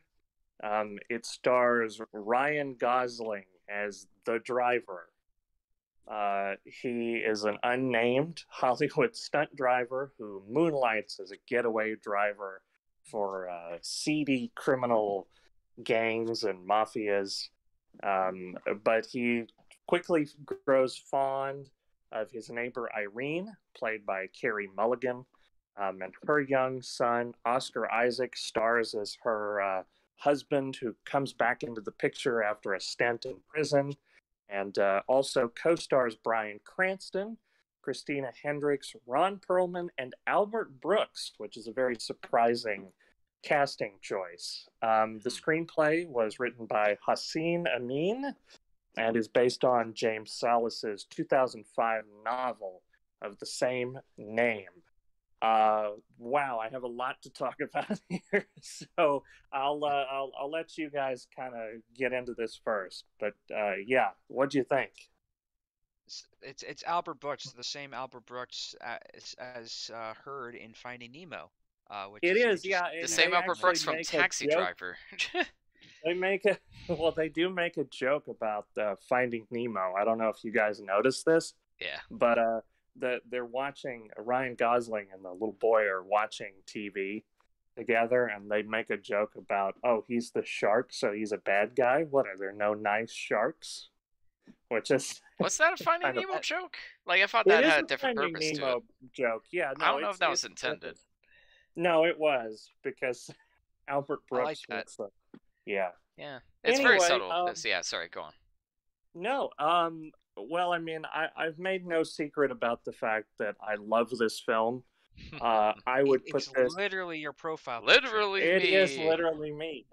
No, and I know, like, and I actually talked about this on Twitter recently and on social media. It's like this film gets a bad reputation, I think, because it kind of gets lumped in with films like American Psycho, like Fight Club. It's one of those like quintessential like film bro kind of like college guy movies, I think, in a Sigma way. male grind set, kind of all Yeah, those no, fucking there's a lot memes. of meme culture surrounding this film, but I do think that, like, at its core, in spite of the people who maybe misinterpreted it, or maybe didn't quite understand it, or maybe it's like the only film they've seen like this, I still contend that this is really a modern masterpiece. I think this is certainly one of the best films of the last 20 years. This is Wow. the story itself. I mean, it's good. Don't get me wrong. I like it. It feels a little derivative in some places, but the visual presentation of this film is phenomenal. And I mean, you're talking about the way that things are framed, the way that the lighting is done. There's so much purpose, from the little small details of like the color on the wall behind Ryan Gosling and the color on the wall behind Carey Mulligan. The design of his jacket, like all of this symbolism and colorful like design, it's all purposeful. It fits the narrative. It's not showy. I mean, it is showy, but it's not without purpose. And I think that, man, I really love this film. You know what the crazy thing is? Nicholas Refn is colorblind, and there's Is so he much really? color in this entire. The amount of trust you have to have in your cinematographer and your color grader to just be like, yeah, no, these colors are gonna be the way they are, is so insane to me. And Well, it's he's it's also also, it's because he's colorblind that he really goes for these kind of high, almost contrast kind of colors Yeah, that that too. really stand out. It kind of helps him kind of distinguish things, I suppose. But well, he's also dyslexic. So I think that's a lot of the reason that he cuts down so much dialogue, is because he doesn't like to have to read through a lot of this. And, or maybe he kind of struggles with these kind of dialogue heavy scripts. And I think, the novel really expands on a lot of this, but, that was something that he wanted to do, is just kind of cut it down to its essence. Like, what is this story Yeah, actually about? kind You of know, like what in the, David Lynch did with Eraserhead. it kind of, I mean, or, you look at like Stanley Kubrick with The Shining, would be another example of like, let me remove 800 pages of like fluff, and let me just get down to like, what is still this down, film yeah. about? And I And think, and that's what I really admired about it, is that he trusted a lot of the storytelling to be visual. It's just these little like looks between Carey Mulligan's character and Ryan Gosling's character, and just these little gestures that they do, and it yeah, feels more grounded and realistic. And that's the stuff that people meme for some reason. But I think that's honestly what makes this film so engaging for me, is just these little subtle gestures, these little unspoken things. There's just this kind of silent communication with them that is very tangible. It's not just them staring at each other. There's a lot going on there, and I really admire that. Like, my favorite scenes in this is when he's driving in the car and she grabs his hand as he's driving, and it's showing some trust in him, and that he is a good influence for her son, kind of thing. Like, I love those scenes. Those scenes are absolutely beautiful, and I think that's what really that's what I really noticed watching it again this time well, was. it does something, I think, that you kind of have to have in a film like this. And this is definitely inspired by films like Thief, Michael Mann's early work. You know, you look at something like Manhunter It's a or lot of Taxi Driver. Taxi Driver, yeah. Which Taxi Driver, I think, doesn't quite do this, but Thief and Manhunter definitely do, where there's this sense of humanity. Like, Yes. there's something, some kind of emotional weight attached to all of this. I actually linked a video essay in the chat by Ryan Hollinger, who is a fantastic video reviewer on YouTube. And he had talked about this film in the sense of violent romanticism. And I think that is so apropos because this film, it doesn't function without both of its elements. It's constantly riding this thin line between the glacial, kind of like cold, unforgiving, kind of like nihilistic elements of violence and just, you know, just insanity, like batshit. You know, this guy pulls out a fork or a knife or whatever in a diner and just stabs him to death. But then there's these quiet moments of this kind of intensity and this love that they don't even have to like communicate. You just see it on their face. And I think that, you know, it's almost like there's two stories going on at once, and that's an incredible thing to pull off in and of itself. But what I think is so fascinating is that they never feel like out of sync.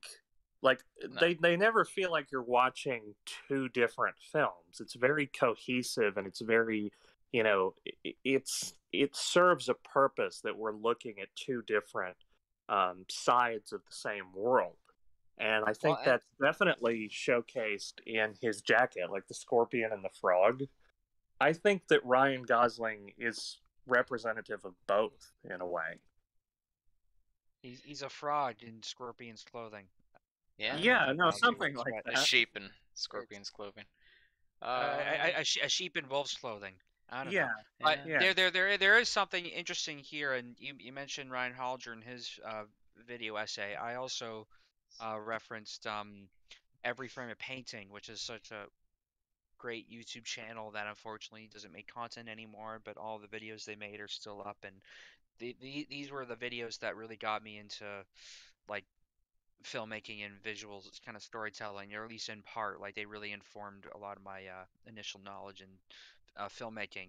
But they talk about the framing and the cinematography and how you can kind of divide the frame into four parts, and you sort of have these visual stories that complement each other in these four corners. Like if you look at just how Ryan Gosling character and Carey Mulligan's character, when they first meet, they don't really interact much, but they both leave an elevator and they both go to their separate apartments.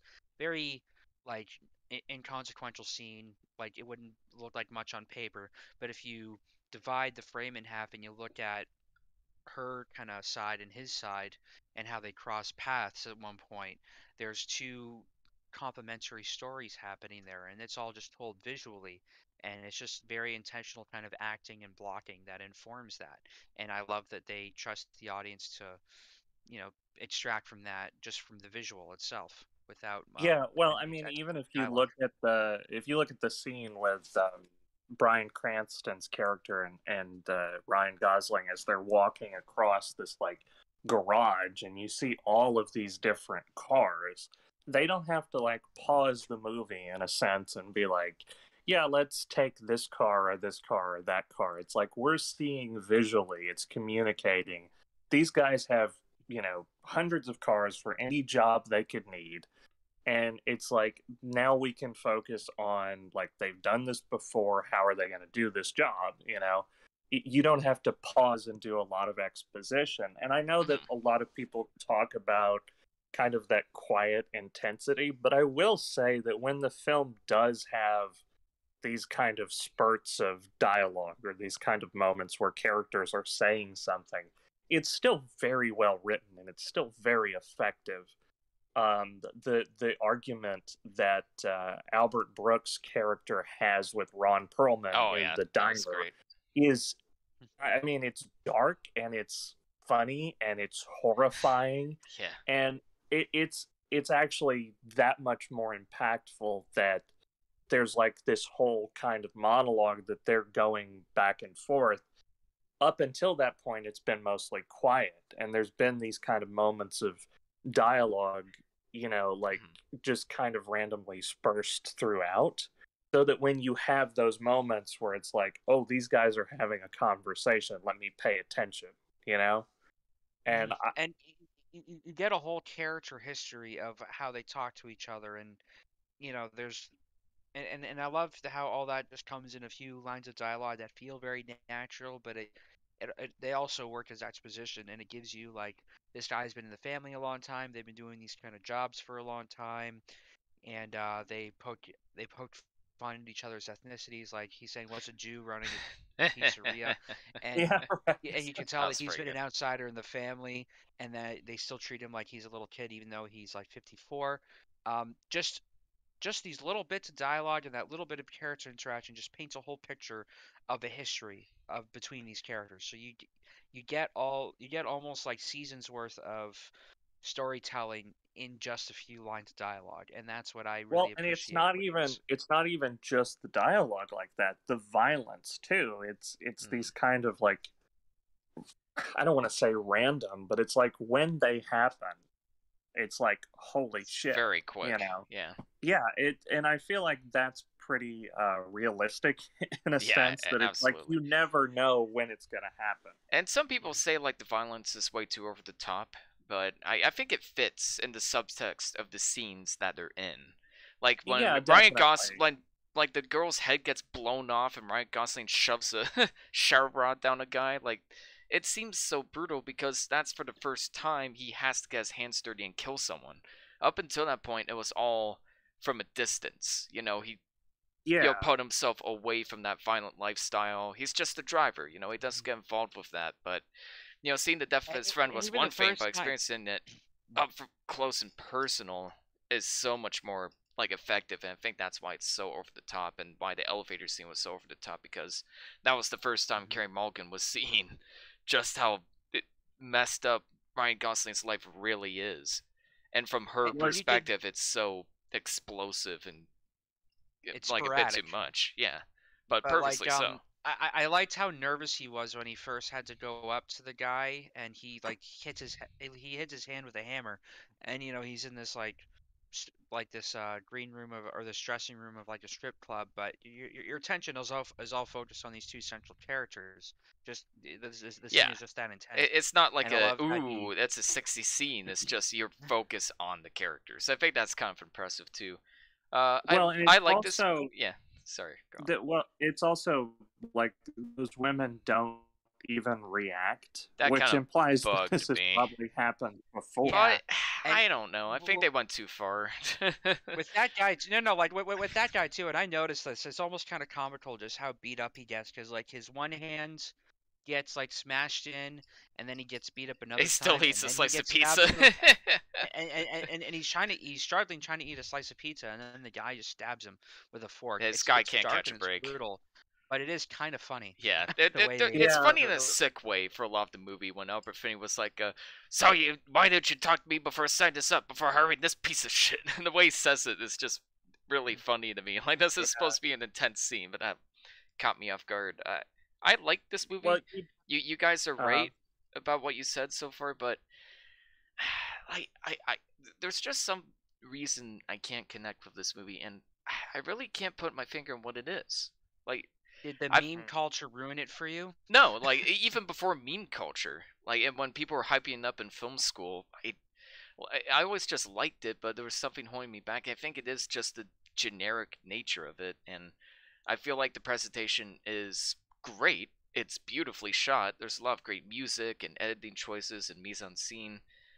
I do think it's a little style over substance for me. It is basically like a B movie plot, but with masterful execution. And I think that's that's what sets I it think apart. that's kind of my problem with it too. Like it thinks it feels like it thinks it's more artsy than it is. Like I said, like I can't quite put my finger on it, but something always I kind of You know kept what? me I don't disconnected from think this I don't movie. even think it's that artsy. I just think it's just I think it kind of is. Like you Well, mentioned, like the scene of the I strip I club, like that feel felt like like something out of a Kubrick movie, but it didn't I've really got fit the one scene or gripe the with this atmosphere. movie.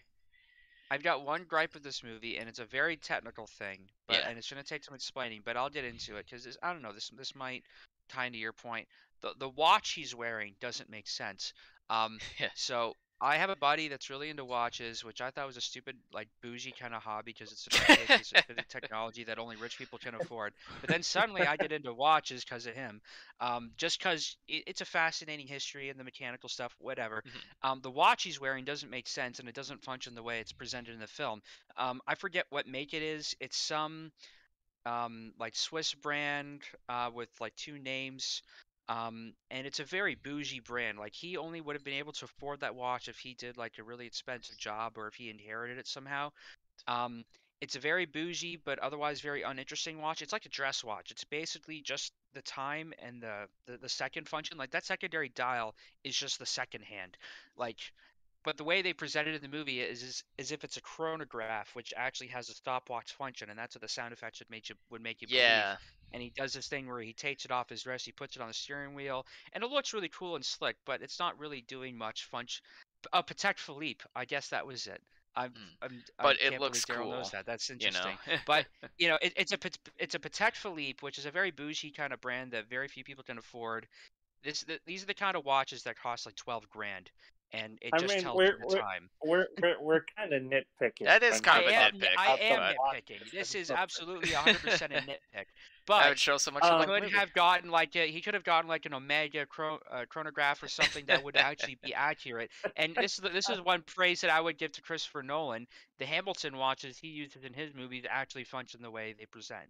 So there's Yeah. that. I can't believe we just got this whole rant about. Yeah, that was You're kind of funny. welcome. But I think it's kind of like what you said with AI to an extent, Steven. Like, I don't hate this movie as much as you hate AI. Let me get this straight. There's a lot I do appreciate about it. But I do feel like the style and the narrative kind of conflict with one another.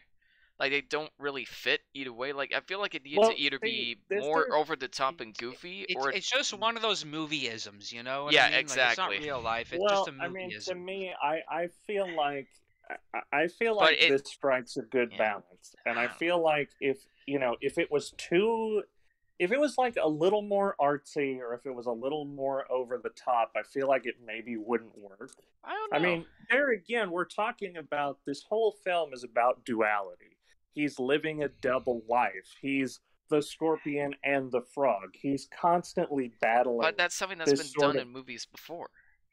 Right, but in it's my being opinion, better. presented. It's presented this in an interesting way, sure, but I don't know. I don't know that I would agree that this is as derivative as you're talking about. I don't know. I think there's a lot more. The presentation saves it for sure, and No, I guess mean, my thing is it doesn't really do anything interesting with the concept until the end. At the end, I think, always kind of saves this movie for me, because I feel like I'm kind of drifting off towards the end, but then the end happens, so I'm like, wow, this was really interesting and emotional, and I needed more of that, you know?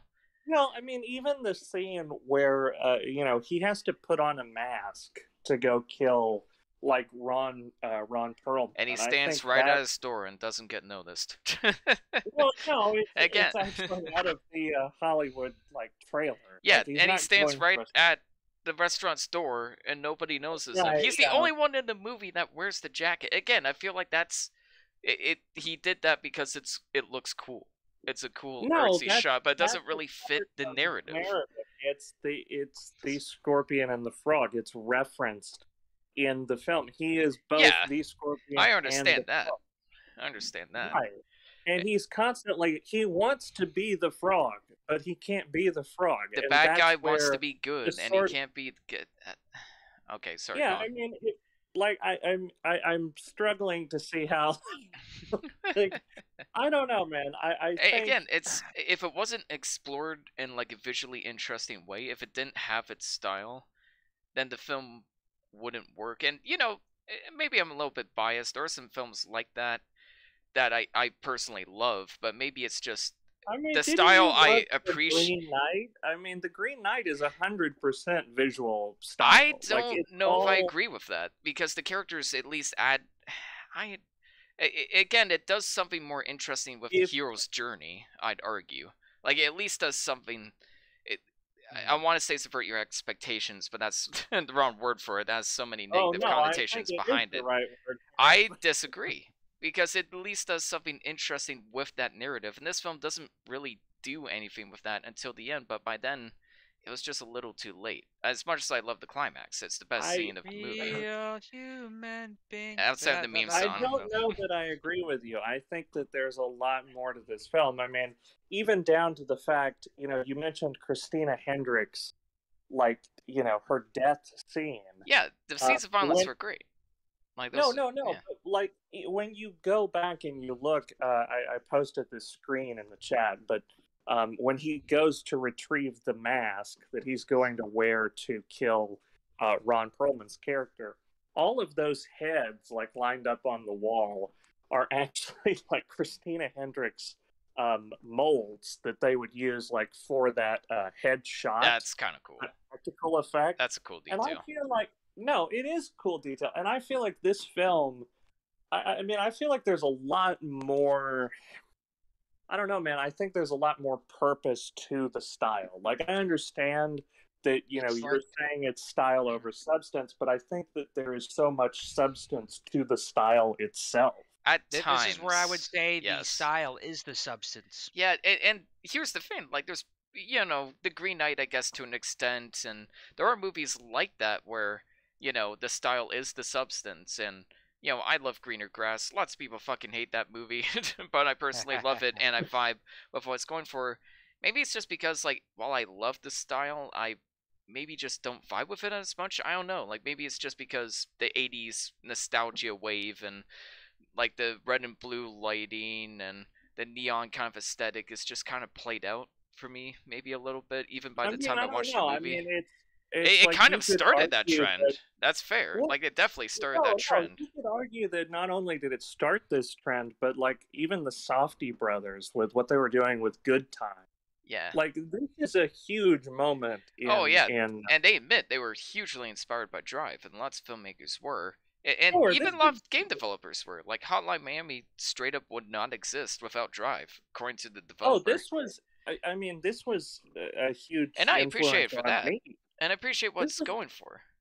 yeah, I mean even when I was doing like my short film, like this was in the back of my mind, and I didn't even maybe realize it at the time. But I don't know, man. I feel like this is one of those touchstone like cultural films that had an impact, and I don't know, maybe its time has come and gone. I don't know, maybe it has, I don't know about that. Like, still has a but huge cult following. But it does. Like, I think this is up, like, for me personally, I would put this up there with There Will Be Blood or Mulholland Drive. I mean, this is like, when I think about Refn, and I mean, I will admit that I I struggled with Neon Demon, and I loved Only God Forgives, but I will fully admit that that film is not for everyone. But this to me really is like his magnum opus. Like this film to me is what puts him in the conversation as one of the best filmmakers working today. If you know what? Bronson And didn't I exist, really I would agree with appreciate you. his stuff, and I appreciate like his filmmaking, and I did find it like very influential. But then someone compared my work to his in an Oh, unflattering way, oh no. like which I found interesting. Yeah, it's like, oh, Like, thank you. but anyway, Yeah. we have Daryl listening in, and he's been waiting very patiently, Oh, and I yes, think he sorry may about that, have Daryl. some things to say about all of this. So, Daryl, Yeah, you're welcome to take it unmute. away. Give me like 1 second. I'm Yeah. making a coffee. No worries. Oh my god, we're It- live on the air here, buddy. Right, No, real but- quick, I just want to say, Get like, fueled, there's get caffeinated. there's a lot I still appreciate about the film, though. Like, I don't want to make it seem like I hate it. Like, it looks beautiful. Like you guys said, the mise en scene and the color is fantastic. Lots of great uses of lighting when he's driving. There's a lot of real driving, which was appreciated. Ryan Gosling apparently did almost all of his stunts. I think the couple stunts he didn't do was like the complete 180 in the second car chase and one of the turns in the first car chase, but that was it. Like, he apparently did a lot of his own driving, which I What's appreciate. also funny about this is Nicholas Winding Refn has failed his driver's exam 8 times. Yeah, and he In drove with fact, Ryan Gosling, and that was the no, inspiration no, behind this movie. it's actually funny because like the stars had to take him to and from set, and during this time, Carey Mulligan got pulled over for speeding, trying to take him home. That's Oh, kind of wow. funny. Yeah, but no, I mean, I don't know, man. I think, like, yes, the presentation is amazing, but I do think that there is some merit to this story, and I think that there is something I don't know. here. Like, I you guess I could just wasn't definitely vibing with it. Like, let's put no, it that no, way. you It just could wasn't for me. definitely make the case for like the Neon Demon, which came after this. Like that movie is 100% style It's over nowhere near as substance. bad as the Neon Demon. A movie No, about the the Neon fashion Demon, like industry can. that one's hard to defend, even for me. We have Daryl with us. Go ahead. Yeah, go ahead, Daryl. Going off what you just said, I love Neon Demon. I think it's style over substance for way more purpose than Drive. Drive's a good film. Don't get me wrong, Oh. y'all. Like, I'm kind of leaning a bit more with Ian with this one, and I kind of say that because of something you guys said earlier about Lost Highway, which is if he didn't make Neon or sorry, not Neon Demon, Only God Forgives after this, I think I'd like Drive a whole lot more. But I am in the other boat, and like I said, it's not for everyone. But I think like Only God Forgives does exactly what this movie wanted to do and dipped its toes into, and it was, you know, he was so much more bold with how much he cut back the dialogue, because let's be real, there's still tons of dialogue in this movie. He just limits a lot for the driver, and like you were saying, Carey he Mulligan. pushes a lot more like looks and like little perspective shifts that kind of guide the whole thing with him, for sure. But I mean, there's some good dialogue between Cranston and Brooks, you know what I mean? Like there's a good shot, if that's the two characters I'm right. Yeah, everybody in the garage. But yeah, so like to me, I would agree that I think I do prefer Only God Forgives in a way. Really?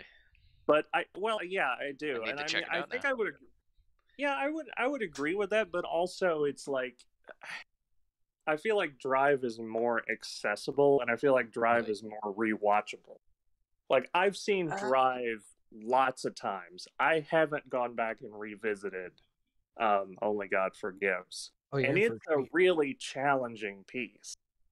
Like I don't know, man. That one's a That's tough it. watch, you know? It's a hot take by all means. I'm just saying my perspective on everything, and especially leaning more visually and cinematographer wise and everything. Like I prefer it. And going into Neon Demon, I actually totally disagree with you. And again, why this film, I'm like, okay, I get it, but when you mention like Taxi Driver and stuff, like to me that's where there's like somewhat of an excuse for style in this circumstance. You know, it's kind of about filmmaking in that way, so they kind of go like into like a more grounded way.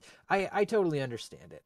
But see, now I'm just getting fucking lost. But when it comes to Neon Demon, it's a lot more about the fashion industry and about what's being put forward and about what's on surface versus what's underneath. And I think that being the tone of the movie suits the overt, like super like crazy almost music video style.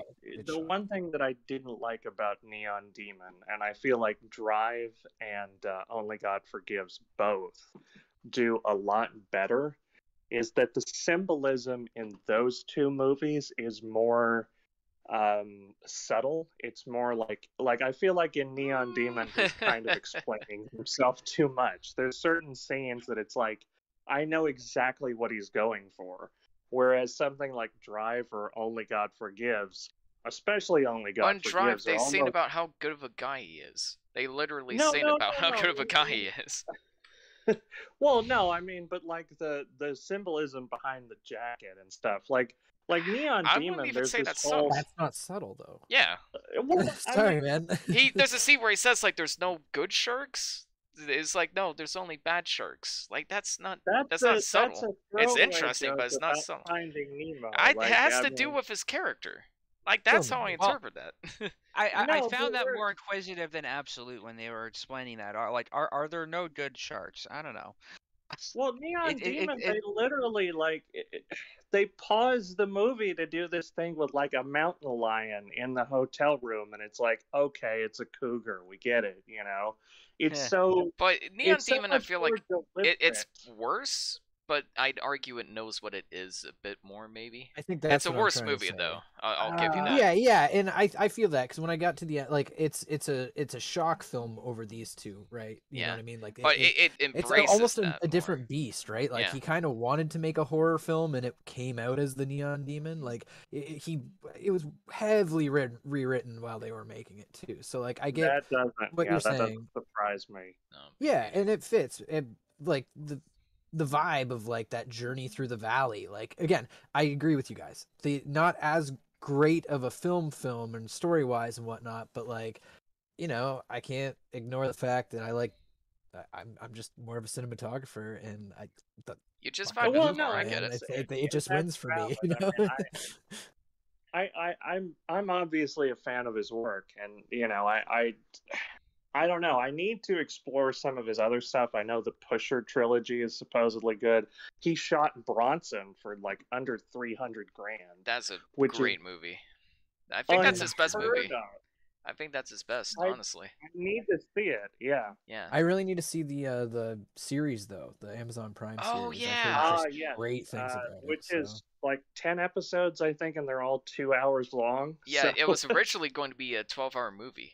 Like, no Wow. holds barred, like a 12-hour movie, and this dude was like, no, make it a TV show. well, well, thank you, Daryl. What would you give Drive out of 10? See, I still really love this. Like, I really rate and Nicholas Winograph, but yeah, like an 8.5, I'd say. Like the others are just better, and I think it's just because, like you said, it's more of a more normal film, more accessible from him, and yeah. yeah, definitely still rate it high though. That's the thing. I love like meta commentary, the fucking elevator scene, guys. I know you Yeah, only touched that's a it, great but, scene. like, Shit. Oh, Yeah. yeah, it just that's the best sitting scene there in with my elevators. jaw on the floor. You know what I mean? Like it really Yeah. got Yeah. me. So thanks Great for letting me build-up, pop yeah. in too. I'm gonna go back to my Absolutely. coffee now. Yeah. Take it easy, guys. Thanks, Daryl. Ratings? Ratings. Well, Well, 7.5 out of 10. Like, I still like the movie. I still really enjoy watching it. I enjoy a lot about it, but I don't know. Like I said, there's just something about this film I can't explain. It's just I can't quite connect with it as much as I wanted to. Every time I watch it, I feel like I'm trying to enjoy it more than actually There's enjoying it. something about you. That's hard to Hard explain. to explain. Yeah, exactly. That Well, sums up my I'm feelings quite nicely. Something about you, boy. But you're gonna still the same. fully Let me- reveal my biases here because when we talked about violent romanticism, and I made a short film called Hopeless Romantic. So this was definitely something that was in the back of my mind. I've always been a fan of this style of like Michael Mann and William Friedkin, all of these sort of like neon noir stories. And I think to bring this back to not just something that functions as a competent, fun genre film, but to give it so much more substance through all of these technical elements, I think it's a modern masterpiece. I'm going to give it like 11/10. I love this film. Nice. There you I'm go. going to be completely unashamed You're here. just trying to break the group rankings. Good for you, Yeah. man. I Uh, was gonna give it maybe a 9, but then I'd be rating it higher than Lost Highway. I don't know. We're all biased towards our favorite directors. Oh yeah, no, I'll give it a solid 8. I really like this film. I do think that there is some more subtlety to it than I recall there being. I just think the meme culture kind of takes away from it a bit. Just all the fucking Sigma male grind set shit. I'm Yeah, the stare. done Yeah. with. Yeah, Definitely. it's played out for sure. Like It's any other meme. it's played out. Like meme culture kind of ruins it, but the film itself is decent. Like I think it holds up well, and I do think that there's some nice subtle. I love the subtler, quieter moments in the storytelling, and that's my favorite part of these films. And the way that contrasts with the violence does create more impact that way. So I think those subtler, quieter moments really are necessary to help it all kind of come together. It's It is the rug. interesting though because like there's It's the plenty of rug that ties the room together. well, no, there's plenty of memeable stuff about The Matrix or like The Godfather, but it Oh, is yeah. kind of funny, you know, like Or Casablanca. Casablanca's been Sure, referenced so right, many yeah. times. sure. Yeah. Well, guys, that was a great episode. That was a great thank discussion. you for having me on. As always, it's been a pleasure. I will not be here next week or the week after that. But Stephen, you what's our guys next will- episode? Oh, you guys will be discussing drilling movies with the Hot. Driller Killer, Slumber Party Massacre, and what was the other one? Tetsuo the Iron Man, which I'm actually excited to Tetsuo watch. the Iron Man. Yeah, of course, that one. So, crack open a cold one with the boys. It's driller time. All right. I will be returning in 2 or 3 weeks. I will be discussing Lars von Trier's Nymphomaniac, Shame, and Don John on episode 69. Yay. So stay tuned to that. And Devin has a thank you recommended for episode having for me. 68. So I'm looking Ah. forward to what that is. Yes, Devin. And has I not gotta yet wait told till us. episode 70 to recommend something. Wouldn't you like to know? Oh, I see. Thank you all, and good night. And is it Thursday yet? Have a great night, guys. Stay tuned for Conan. Heyo. Yeah.